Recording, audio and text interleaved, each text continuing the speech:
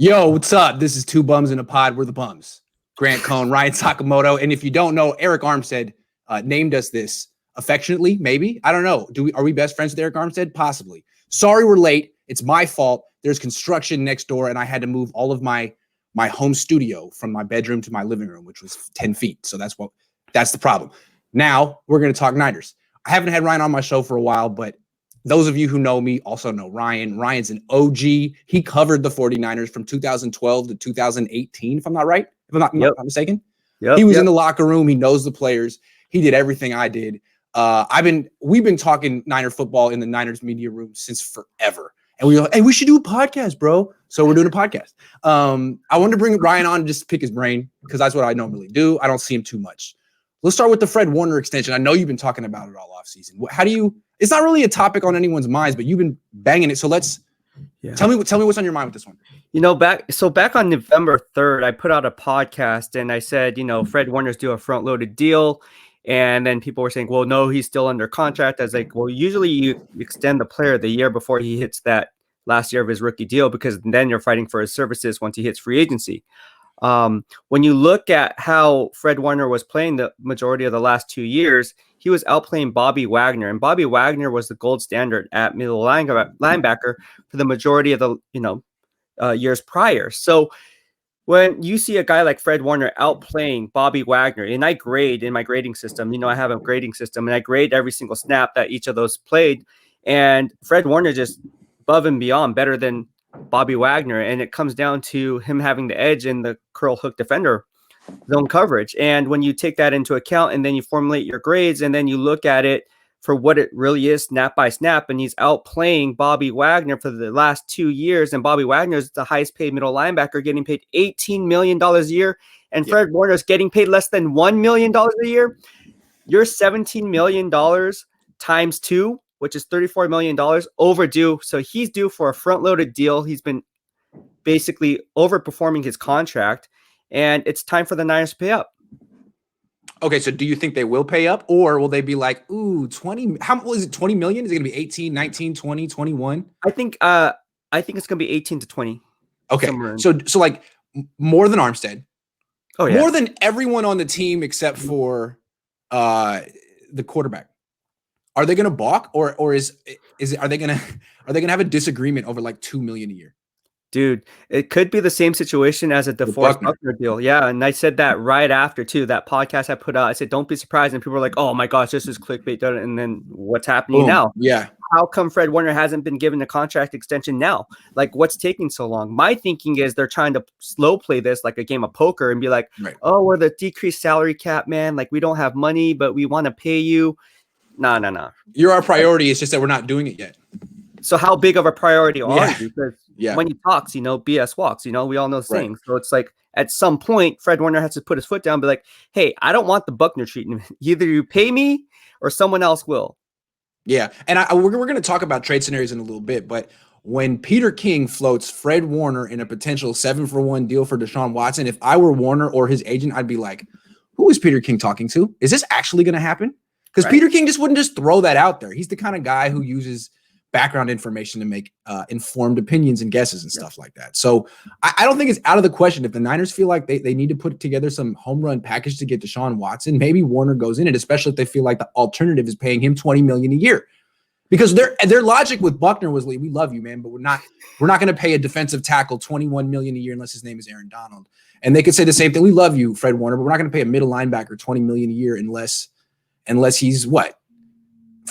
Unless he's Patrick Willis, unless he's someone we haven't seen so far. Yeah. I think they could do it. Yeah, no, and exactly, you hit it right on the nail. And I put that on my podcast in a potential Deshaun Watson deal. If he were to come to San Francisco, I said you have to give up a core player because draft picks are no guarantee. Right. If Nick Caserio is going to leverage this trade, he wants something in return to where the media and the fans can have a ray of hope with, because you want to get something in return for a top 5 franchise quarterback. Yeah. And Fred Warner or Nick Bosa would be that guy. Now, would I make that move? Absolutely not. But that's something that Nick Caserio and John Lynch would have to discuss behind closed doors. And again, to me, what happened with Buckner was the Niners were willing to pay him more than Armstead, probably 18, maybe 19 million a year. But I think the Niners just fundamentally didn't want to give more than 20 million to a defensive player who wasn't an edge rusher. I think that's basically their attitude. Unless you're a quarterback or an edge rusher, we're not going to pay you more than $20 million a year. So what if Warner wants $20 million a year? What if the Niners say, we'll give you 18 and Warner says, no, I want the 2. I want the 2 in it, just like Buckner did, period. Yeah. I'm that good. Would they break up over that? I mean, they did with Buckner. I feel like it's worth at least monitoring. I think it would. You want to know my honest opinion? Yes. Hell yeah. Yes. I think if I'm Fred Warner, there's a reason why Fred Warner's dad follows me and like my podcast on they better resign Fred Warner before it's too late. And he said, great stuff, brother, with a thumbs up. Like you don't think they're talking? You don't think I'm in the know?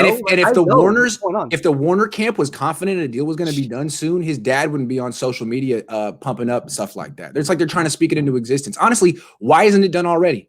I'm sure if Warner and the Niners could agree on a number right now, they would have. So to me, this is the kind of thing that's either going to come down to the wire like Kittle, like right before training camp starts, or they trade Warner in some shocking move right before the draft to get like another pick that they could package to move up for quarterback or something like that. You know, if he could be the magic piece to get the quarterback.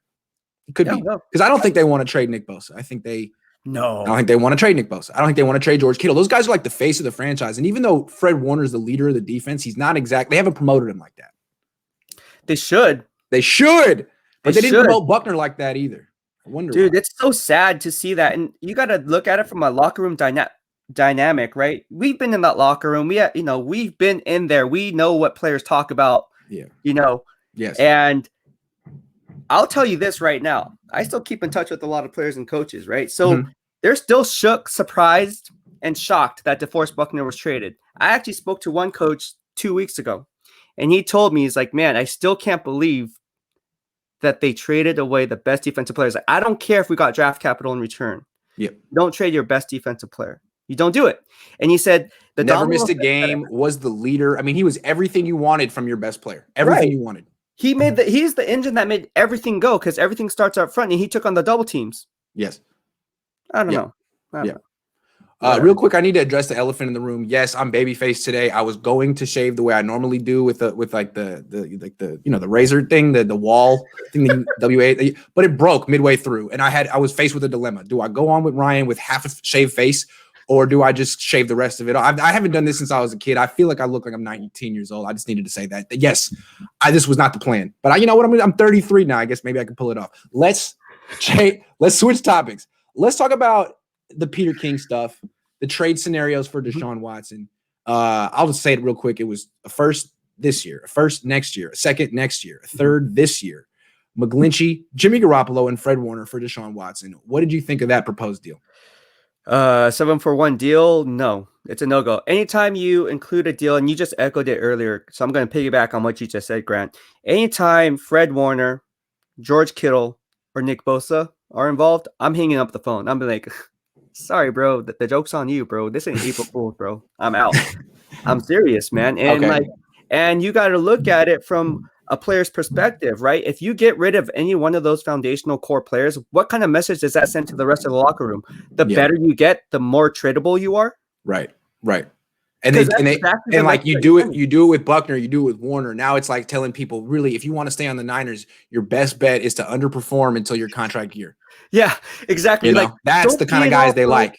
Yeah, don't be an all-pro. Just be a borderline Pro Bowl player, and then we can pay you less. Be Jimmy Ward. Don't be Fred Warner or DeForest Buckner. Yeah, you're right. What is the message there? Yeah. The reason I'm not into it is, I mean, if I were to trade Warner, Kittle, or Bosa, I would turn them into. I wouldn't go 1-for-1. I wouldn't go 3-for-1. I would turn Bosa into multiple top 10 picks. I would turn Kittle into multiple top 10 picks. That way I have a chance to actually win the deal. If you're trading 7 assets for 1, you're going to lose that deal. And it's never worked out. You can't show me one team that did something like that, 6-7 assets for 1 player, and that was the catalyst for them to win a Super Bowl, or that they won a Super Bowl anytime near after that. It just doesn't happen. And everyone remembers the Herschel Walker trade. I was going to say, yep. All those draft picks for a running back. Well, people could say, well, he was just a running back. This is a quarterback. Still, that was before the salary cap. Mm-hmm. That was back when draft picks weren't as valuable because you could just pay as much as you needed to pay. Right. Now with the salary cap, I mean, draft picks are the lifeblood of your team, especially if you're spending $35 million a year on a quarterback, Deshaun Watson, in 2022 and beyond, plus all the money you're spending on Kittle, on Armstead, on Ford. You need lots of draft picks to fill in the gaps in your team, and the Niners won't have it. I just don't think it works. I think it doesn't make sense to trade away a ton of picks in the salary cap era. That's what you want those picks. Well, absolutely, Grant. You hit it right on the nail. And then decrease salary cap, the draft picks, like you said, are even more valuable, man. It's like you leverage the cap that way. That's how you manipulate the cap. Yeah. So, I mean, I've been talking about this on my channel with callers and stuff, but it's like, yeah, Watson's great, but he just went 4-12. So clearly he needs some type of support structure. And to just trade it away to get him is like, well, why are you so confident that's the way to go?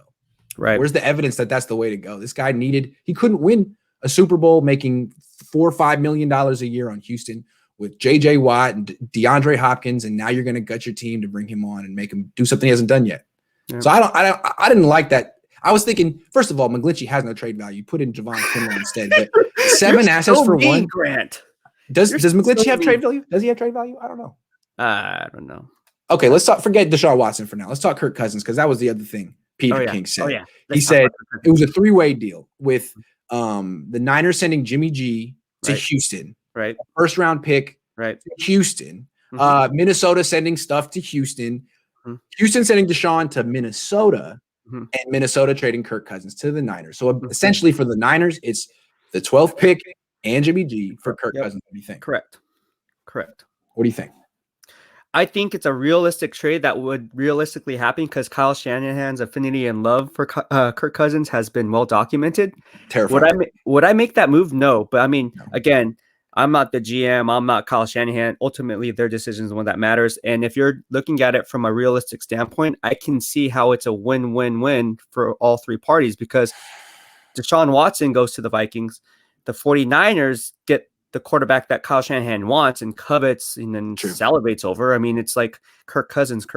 He goes through this. You know what I mean? It's like, okay, dude, we get it. and then the Texans get valuable draft capital. So by giving up, again, like you said, it goes back to draft capital. Nick Caserio wants draft capital among anything else. And, you know, when he can get draft capital like that, you're basically putting yourself in a really good position for the years ahead. Yeah. Look, what is Kirk Cousins? There's a little bit of an echo. I'm gonna mute you while I do this, and I'll put you back on. A little bit of an echo. Oh wait, hold on. No, I don't hear it anymore. I don't hear it. It's gone. Okay. So with Cousins, it's like, okay, he's 32 years old. He's not mobile.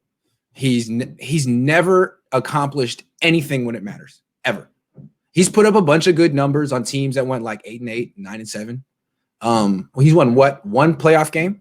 I just feel like he's never done anything. He's kind of a dinosaur in the sense that, like, he gives you nothing off script. There's no improvisational ability about him. He's not mobile. I mean, can he make the throws? Yes. Can he execute? Yes. Is he decent? Yes. Is he really freaking expensive? Yes. You have to pay him a lot of money. Not so much this year, but next year. It's fully guaranteed. And people don't even like him. His teammates routinely make fun of him and call him out. If you want a quarterback like Andy Dalton, excuse me, I just keep calling this guy. If you want a quarterback like Kirk Cousins, why don't you just sign a guy like Andy Dalton? What's the difference? Or draft a guy like Kyle Trask. What's the difference? You don't need to spend $25 million a year plus a first-round pick to have a guy like Kirk Cousins. Kirk Cousins. Are you kidding? No. What is that? If they trade a first-round pick and Jimmy G for Kirk Cousins, I'm firing them on the spot. I don't know what Jed's going to do, but I'm firing them. It's going to be it's just crazy to think about, because you know it can happen, Grant. I know it can. It's so not hard to find a quarterback like Kirk Cousins right now. It's not. I know. So, Kyle, if you're watching, don't do it. I'm talking directly to you. Don't do it. I know. Now he's going to do it. I know now he's going to do it. Just draft Kyle Trask in round 2. Same thing. Probably, except Trask is probably better. All right. Moving on.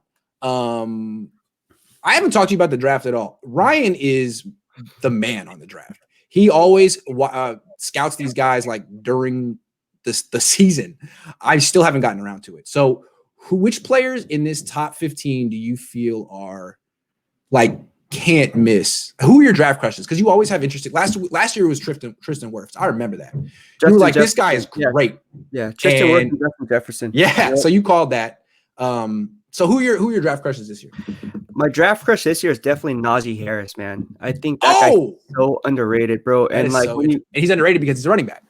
He's underrated for a lot of different reasons, right? But one, he's a running back, like you just pointed out. But two, people are knocking him for having tread on his tires. Well, if you look at past behavior to predict future behavior, Eddie George. You look at guys like Steven Jackson. You look at guys like D'Angelo Williams. You look at guys, how about Derrick Henry? Derrick Henry. All these guys had tread on their tires. So to use that as a determining factor on knocking the guy because he has tread on his tires, you're doing yourself a disservice because based on past behavior, that don't mean crap. When I watched Alabama, just judging, like looking at the defense and kind of trying to sense what freaked them out the most. It seems like when you're facing Alabama's offense, Mac Jones is great. Devontae Smith is great, but the main problem is Najee Harris, and everything kind of works off of that. The fact that no one dude on a college defense really can tackle him, and these guys, like defenders, are legit afraid of him. Then the play action game works off of that. Jalen Waddle's a great player too, but I still feel like Najee Harris is the straw that stirs the drink at Alabama. If that, you know what I'm saying? No, he is. I mean, if he weren't there, it would be different. If Najee Harris wasn't the running back, this offense would look vastly different because I believe Brian Robinson is the backup running back. And although he's a tough runner between the tackles, I don't see him being, the focal point of that offense. I think Najee Harris obviously brought more than just a north-south violent running style type of a game. He can obviously turn a 3-yard loss into a 3-yard gain. And he was really good as a dual threat. He can catch running back. Yeah. Catch and run player after the flat. So, yeah, I mean, it seems like it's true. You shouldn't be drafting running backs in round one as a rule. But I think as an evaluator and as a drafter, you always got to be like, well, if there is a generational player, regardless of position, I can't just pass him up. If this Najee Harris is a future Hall of Famer, I'm not going to pass on him because it's round one and I could take some edge rusher who's not going to be a future Hall of Famer. So, like, if Bo Jackson's in the draft, do you take him in round one? Yeah. If it's Marcus Allen, yeah. If it's Derrick Henry, did Derrick Henry go too low? Should he have been a first-round pick? Yeah. So, in that sense, that's interesting. I don't know if I would take Najee Harris with the 12th pick, but again, you know this much better than me. And if you say this guy is your favorite player in the draft, I take that very seriously. I just think at this point, when you look at how the draft board currently stands, Grant, and you look at the top of the draft, obviously there's a lot of moving parts because we don't know what's going on with Deshaun Watson. But based on my current mock draft, and I've been doing my mock drafts starting since last year, you have a lot of these quarterbacks that are going to be pushed up the board because of trades. And then when you get around where the Niners pick, Patrick Surtain's likely not going to be there because he's going to fall off anywhere from the Carolina Panthers pick down to the Denver Broncos, and then obviously the Dallas Cowboys. They all haven't yet a cornerback. So when you look at it from that standpoint, and if you're GM John Lynch and you know that the edge rushing class is weak, you don't want to reach for an edge at 12. So your best bet would to be and do the right thing and draft the BPA in running back Najee Harris, because what he brings to the table is something that the 49ers do not have, and that's durability at the running back position. And when you take that into account, he also brings 1,000-yard rushing potential. We haven't had 1,000-yard rushing potential player since Frank Gore left in 2014. Yep, that's true. So who would you compare him to, and do you think he's like the best running back to come out of college since when? I mean, I would compare him to Derrick Henry. I mean, that's my comp. Now, his ceiling, I'm not saying he's going to be the next Derrick Henry, but I see the similar skill sets as far as his game is concerned, what he brings to the table. Now, his floor, I mean, like I just said, he'll get 1,200 yards rushing easily. You just feed him the rock. And isn't he pretty young? I mean, he's a true junior, right? Yeah. He's a senior. He's a senior? No, you're right. He's a junior. He was just in high school over here in Antioch, like a few years ago.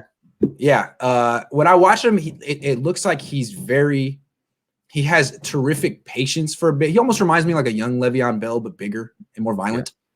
Yeah. No, I think about, he was a senior because he went to the Senior Bowl, remember? Okay. He was a Senior Bowl. Okay. But no, that guy, he went to Antioch, man. And that guy's I've been watching him since high school, bro. That guy's he played against my cousin at Deer Valley, bro. And like, I was like, who is this kid? This kid's freaking balling, bro. Like, dude, do you think he'll be available at 12? Oh, absolutely. I have him falling off in the 19 to 25 range. So if the Niners were to get him, they would trade back, just like my Justin Jefferson scenario on my draft cards last year. Trade back in the 19 to 25 range and pick him up, because you have guys. You have to be able to look at the draft board behind you too. You have guys like the Pittsburgh Steelers who need a running back. You'd be a perfect fit in their power run. Oh my God! And then you have. Oh my God! Right. Yes. So you look at that, and then you look at the New York Jets. Well, they pick 2 and they pick at 23. So if you go with Zach Wilson, you then find them a workhorse running back that Robert Saleh can use and take the pressure off Zach Wilson in the running game.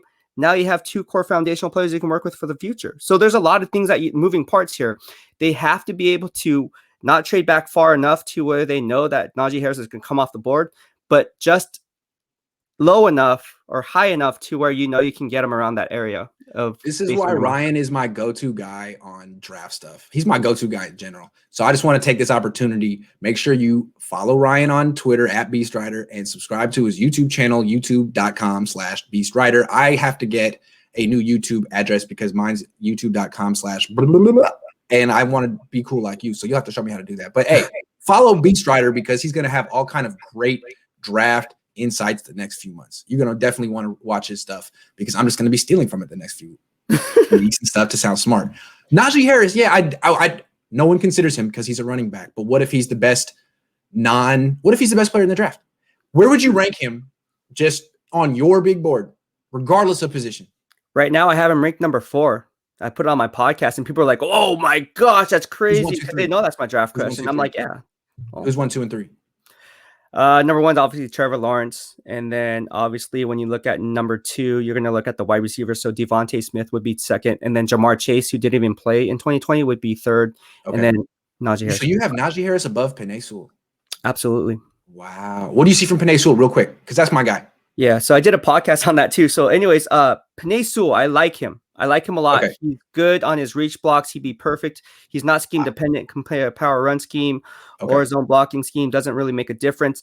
And he is a left tackle that you can work with for the foreseeable future. I have him going to the Cincinnati Bengals, mocked at number 5 to give Joe Burrow some help. Everyone sees that, yeah.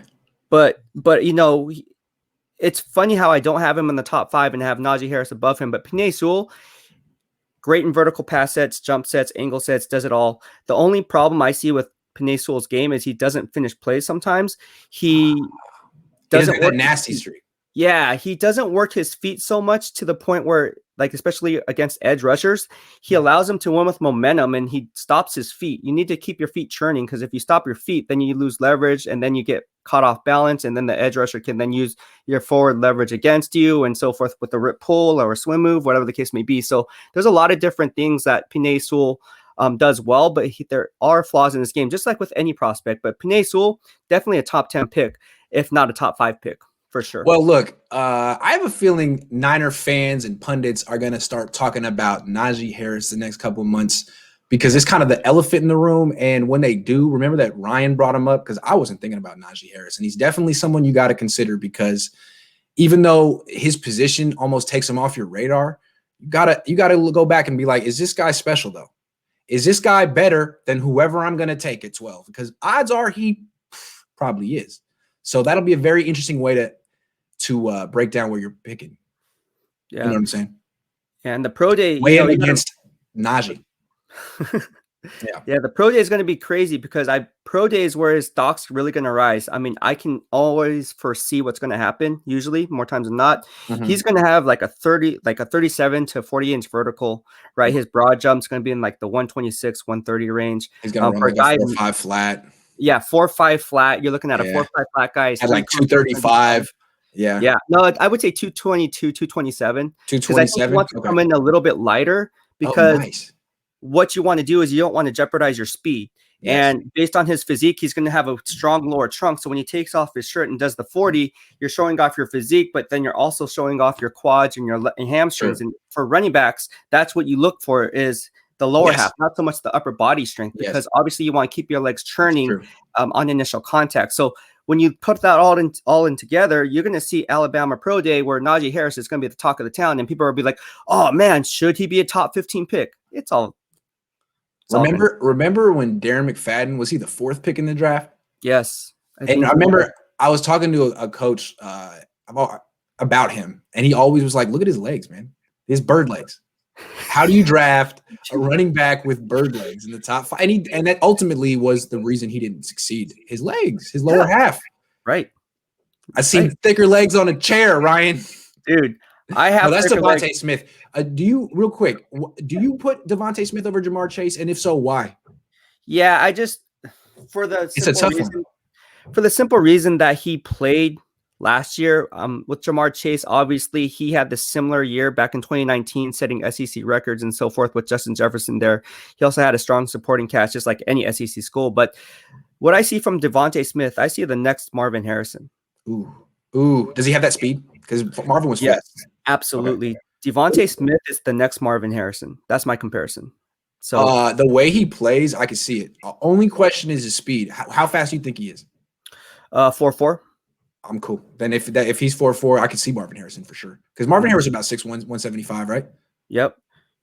And he's really smart. He's savvy and he has good, strong work ethic. And the one thing that I've been told, and what a lot of people have been told, is his work ethic is bar none. So when you take that into account, the work ethic, you can disregard his frame because you know he's going to put in the work both on and off the football field to get stronger where he needs to get stronger at in all areas of his body.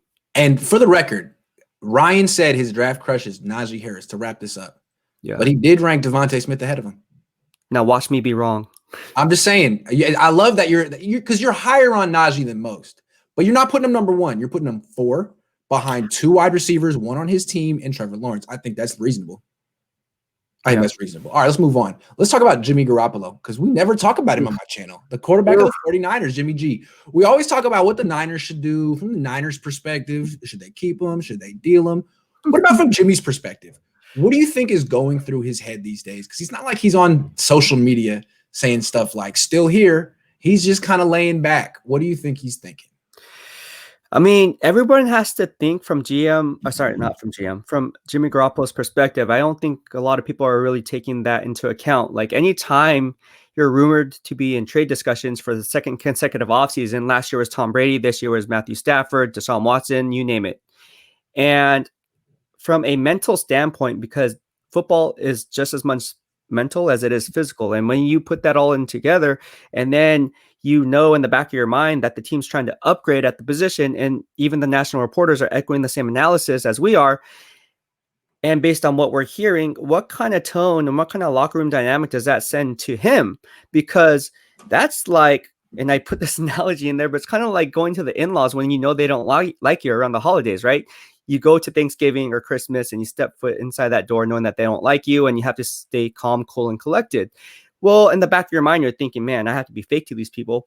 But at the same time, maybe I should just get a divorce. You know, and the in-laws, you know, they don't like you. They're telling your wife to leave your butt. So like, what kind of, that's very toxic, right? And that's the same analogy when Jimmy Garoppolo steps foot into the locker room with GM John Lynch sitting there and Kyle Shanahan standing there. You walk in like, oh man, were they just talking about me? Right. And then you walk up to him. Hey, what's going on? What's up? I'm good. Oh, nothing. No, it's good. Okay, so you're not talking anymore because I'm here. All right, yeah.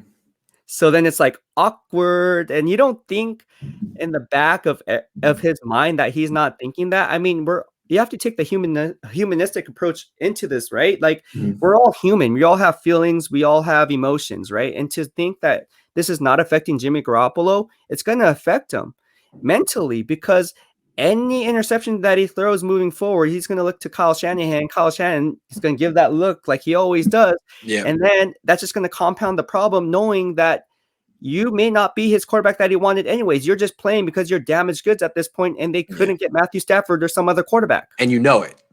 And they've made it clear. It's like, yeah, we're fine with you. We can win with you even though you suck. Now, we can win with you even though you're not that good. We'll make you look better. Would we like to improve? Of course, because you're not that good. So how could you want to? The way I look at him is like, would he like to leave the Niners? Hell yes. Yes. It's not really up to him though, and he knows it. He has no leverage. He's been hurt. So if he comes back, I mean, would he have incentive to play well? Yeah, to get off the team, to audition, to go somewhere else. I think that's basically his motivation to play for the Niners at this point is the better he plays, the quicker he gets the hell out of here. Right. I mean, he knows he's not Kyle Shanahan's type of guy, type of quarterback. So, okay, like now he's just in purgatory. He's just in jail. So what can he do? I don't know. I mean, he could do what Deshaun Watson's doing, but he's not doing that. And I think that's what a certain segment of the NFL likes about Jimmy Garoppolo is he's kind of a good soldier. He doesn't open his mouth. He says, yes, sir, no, sir. Even on the Niners, he's never complained about Kyle Shanahan, ever, publicly. So maybe that's his, brand. I think it's more a testament to his being a true professional. Yeah. A lot of times people, players, they lash out at me or you or whoever, right? And they go that route. Like who?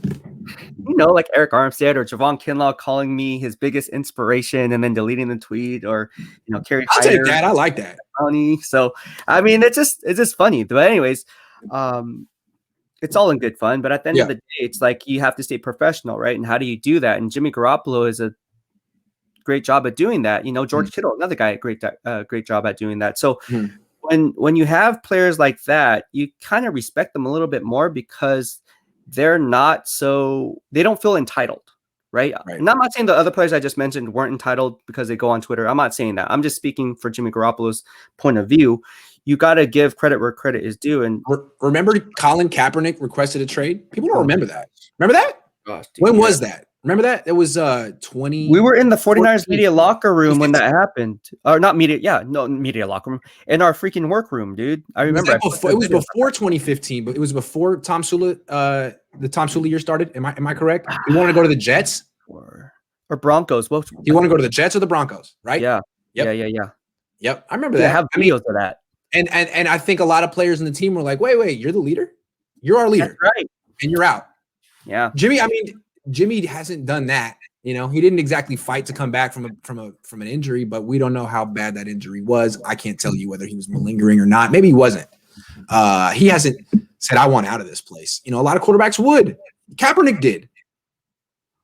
So I think Jimmy gets credit for that. Yeah.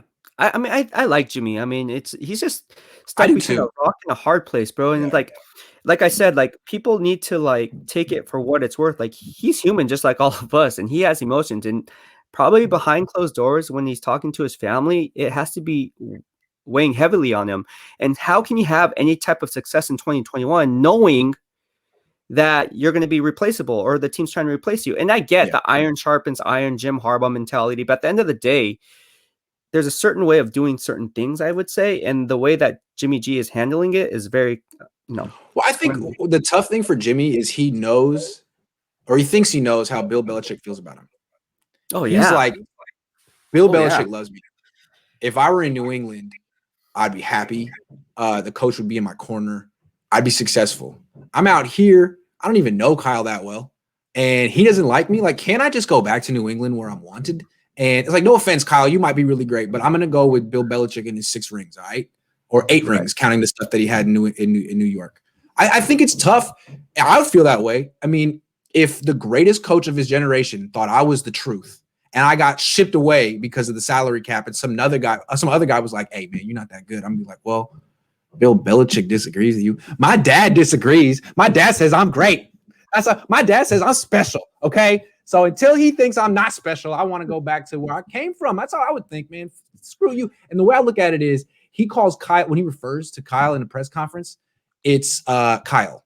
When he talks about Bill Belichick in a press conference, it's coach. Right. I think it's going to be hard for Jimmy to ever see things Kyle's way when he feels that Bill Belichick has a different perspective. Yeah. That's the way I look at it. So, hey, Jimmy, good for you. I think I make fun of Jimmy all the time because it's my job, and he's the quarterback of the Niners, and he's not that great, but he's a nice guy. He's a pro. He's never done anything to me. I mean, I've done stuff to him, and he's had any opportunity. He'd be justified to take a shot back at me, and I would take it. Yeah. He would never. And if I saw him in the locker room, he would honestly be above it. He'd be like, "Hey, Grant, how are you?" I'd be like, "Man, I feel bad." Jimmy's a really nice guy, and the Niners haven't really given him the best treatment, even if they are right to want to move on from him. So I hope he sticks to his guns and it works out for him, even though he has $100 million, and I usually don't pull for people like that. You know what? It's okay. It's all right. Last one. This is an interesting one. Do you think John Lynch is on the hot seat right now? Yes, absolutely. Why? Explain this. Okay, anytime you miss at the top of the draft with your first 2 picks, you should be on the hot seat. Because You're talking what? I'm talking back in 2017 when they reached for Solomon Thomas instead of going after Jamal Adams like I told them to. And then literally anyone. Christian McCaffrey, Marshawn Lattimore, the 2 quarterbacks who were pretty good. I mean, they could have taken a name out of a hat. Keep going. Right. And then Alvin Kamara, I put out my Twitter yesterday. I said, pick him at 34. What do they do? Trade up for Reuben Foster. Okay, cool. And what saved him in that 2017 draft class was who? Kittle. Who saved him in that 2018 draft or 2017 draft class? Kittle. George Kittle and DJ Jones, the hidden gems. So then you roll it back the following year, and then they reach for who? Right tackle Mike McGlinchey, and who they reach for again? Dante Pettis. How are those guys doing in your first 2 picks in consecutive years? So now you have 4 picks. That's 4, yeah. Right, 4 picks, and it's like, okay, they really haven't panned out, bro. And then 2019 they did good. It looked good until he tore his ACL. It looks bad that Brian Burns is such a freaking stud, and everyone kind of knew it. Yep, that's rough. 2019 was good. I mean, I give him a grade A for that. But I mean, then he reverts back in 2020, reaching for Javon Kinlaw instead of taking, like I said, Tristan Wirfs. The problem with 2019 is that's their best draft, and the top 2 picks, Bosa and Debo, missed a lot of games already. That's the problem. Their best picks have injury issues. Yeah. So you take that on to, in my opinion, it was a miss unless he becomes something he's not right now, which is a pass rusher. That's the word. Right. Exactly. Yeah. But to John Lynch's credit, he did get some free agent signings, right? He brought in Kyle Juszczyk, but then he also signed guys Ford. like D Ford. I don't know about the D Ford one. I mean, yeah, he got him to the Super Bowl. Emmanuel Sanders making some trades. Got Kayvon Williams. Elvis Dumervil was a great pickup. I wasn't putting D Ford in the good category. Veteran present. Yeah. So, I mean, he does do well with that and picking up undrafted rookie free agents like, Nick Mullins, Matt Breida, Kendrick Bourne, guys like these. So he does a really good job. However, anytime you trade DeForest Buckner, you should be on the hot seat right away. And the reason I say that is because it had a Buckner domino effect, as I like to call it. And when you have a Buckner domino effect, you can see why I gave him a D grade for 2020. You just look at it, right? In the 2020 class, like it was just really, really bad, like what he did, right? So he picked up Kerry Hyder Jr., right? Great 1-year pickup in a contract year guy, right? But is he going to return? We don't know. And then you look at the trades that he made, right? Jason Verrett, great guy. Is he going to return? We don't know. Trent Williams is going to return? We don't know. Exactly. We don't know. Yeah. And then you look at the draft. Yeah, they should have took Tristan Wirfs. They did get Brandon Ayuk, which I said they didn't have to trade up for him. Way too much money to Eric Armstead. And there you go. So it's like the domino effect of drafting Javon Kinlaw instead of Tristan Wirfs. That. Hold on. And we didn't mention the biggest one. Right. And then you take it a step further, right? Look at all the bad free agent signings with defensive front 7 players. I would say D Ford's a bad signing. I would say Eric Armstead's a bad signing. I would say Quan Alexander's a bad signing. I would say Malcolm Smith's a bad signing. Right. Hold on, but we still haven't mentioned the biggest mistake he made. Not signing Tom Brady. Are you kidding? He gave away a Super Bowl. Tom Brady was like, yo, let me get my 7th Lombardi here. I'll get my 7th. You'll get your 6th. We'll all be happy. I'll be able to see my parents in San Mateo. We'll just be, nope. We like Jimmy G more than you. That to me, it's like, look, from Jed York's perspective, I'm Jed York right now. I forgave you for passing on Patrick Mahomes. All right. I forgave you for passing on Deshaun Watson. I let that slide. And then when Tom Brady came to you and said, I want to play for you, you don't even have to draft me. You passed on him. I can't let that slide. That's 3 strikes and you're out. And what I want to say to you is all the points you make, I agree with. The question I have is, why do you put this on Lynch? Just because he's the general manager and title? Yes. Because at the end of the day, he's the one that ultimately can say yes or no. And I know he works with Kyle Shanahan, and Kyle Shanahan has a strong, or just as much, if not more of an input. But at the end of the day, GM John Lynch is the general manager. Right. I agree. I just feel like even though he has the title, I think Kyle Shanahan has the last say on everything. And that John Lynch is really more there to explain Kyle Shanahan's decisions to the public than to make decisions. So here's the thing. If they fire John Lynch, which is possible, I mean, they're going to scapegoat someone, and it won't be Kyle. It won't be Kyle. It won't be Kyle. So what you're saying is John Lynch on the hot seat? I think he might be for the reasons you pointed out, because someone's going to have to take the fall if they have another losing season. It's not going to be Kyle. All I'm saying is if that's what happens, I believe it's a scapegoat move that it won't fix anything. And all it'll do is give the person making the decisions, Kyle, even more power. So the bad decisions, I think, will actually increase because you're not taking the problem away. I don't think the problem is John Lynch. I think the problem is Kyle and his father, Mike. They're the one making the executive decisions. But look, that's not the question here. The question is John Lynch, is he on the hot seat? And I think you're probably right. John, if you're watching, be careful. They're circling around your job. They just promoted your assistant, Adam Peters, to assistant GM. That's scary. So, yeah, it seems like you're one more bad season away from getting scapegoated. Good luck. I'm just saying, Jed, if you're watching, don't fall for it. It's not John's fault. It's Kyle's fault. It's Mike Shanahan's fault. John Lynch is there to explain their stuff. Unless I'm wrong, unless you can show me that it was John Lynch who was like, no, we're taking Solomon Thomas. No, we're taking Mike McGlinchey. I don't see it. I just don't. But you're right. He's the general manager, man. He's the general manager. If you don't want someone else's decisions to get passed off on you, quit and go back to being a media guy. Right. Because that's what they're doing. They're passing off the Shanahan's decisions onto him. And they get to take credit for the good ones. Peters gets credit for the good ones. And all the bad ones, it's like, well, John Lynch didn't have any experience. What do you expect? It's just tough because I did give him passing grades, like really good grades. Like he got a B+ his first year. I gave him a B his second year and a B his third year. But, the Buckner effect, I just gave him a D, not simply just because of that move, but look at the domino effect of compounding that move by reaching for need, taking Kinlaw instead of taking Tristan Wirfs, and then hitting the panic button. So then you have to mortgage your future by giving him a 5th and 3rd round pick for a 1-year rental in Trent Williams, which you already did 1 year prior, getting a half-year rental in Emmanuel Sanders. So now you lose a 2nd, 3rd, and 4th round draft pick.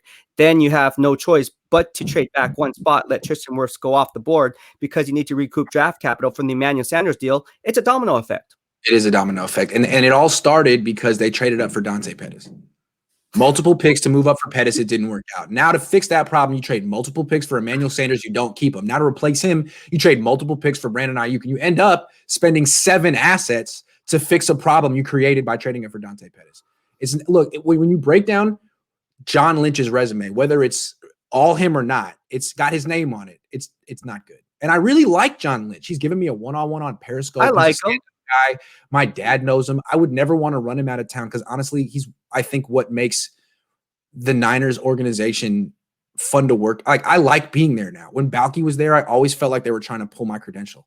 John Lynch, I don't think he would let that happen. I actually think he's a good guy, and I don't want to run him out of town. I like John Lynch, and if they do scapegoat him, I'll feel bad because I don't think he's making these decisions. But I see what you're saying, man. And John, from a self-preservation standpoint, you got to listen to Ryan because he's right. And you got to understand where you stand. I'm sure he already knows. That's the problem. I'm sure he already knows. And the fact that he doesn't tweet anymore, hardly. He used to be Mr. Niner on Twitter. Remember that? Mm-hmm. He was gone. And I think his attitude is, you know what? I'm not promoting you guys anymore. I'm in the Hall of Fame. You guys don't want me here. I'm going to collect a few more checks because, Jed, you're not getting off that easy. You're going to pay me 5, 10, maybe 15 million more dollars, and then I'll leave. All right? That's how I would. That's my attitude. It would be my attitude if I was him.